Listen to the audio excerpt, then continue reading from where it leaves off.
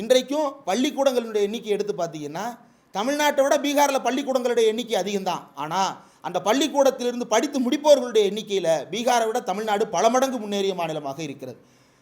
ஹாஸ்பிட்டல்களுடைய எண்ணிக்கை அப்படின்னு எடுத்து பார்த்தா தமிழ்நாட்டை விட பீகாரில் ஹாஸ்பிட்டல்ஸ் அதிகமாக தான் இருக்கும். ஆனால் அந்த ஹாஸ்பிட்டல்ஸ் எப்படிப்பட்ட ஹாஸ்பிட்டல்ஸாக இருக்குது, அந்த பாப்புலேஷனுக்கு நிகரான ஹாஸ்பிட்டல்ஸாக இருக்குதானா? இல்லை.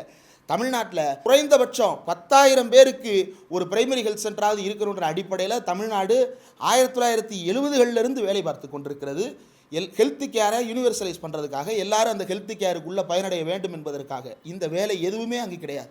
அங்கே என்ன இருக்கிறது என்பது பற்றி அவர்களுக்கே விழிப்புணர்வு இல்லாத சூழ்நிலையில்தான் அவர்கள் வைக்கப்பட்டிருக்கிறார்கள், வாழ்ந்து கொண்டிருக்கிறார்கள்.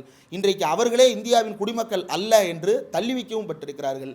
இந்த இடத்தில்தான் தமிழ்நாடு எப்படிப்பட்ட ஒரு மாநிலமாக இருக்கிறது, தமிழ்நாடு எவ்வளவு வசந்த காற்று வீசக்கூடிய மாநிலமாக இருக்கிறது, எவ்வளவு நிம்மதியான மாநிலமாக இருக்கிறது அப்படின்றது.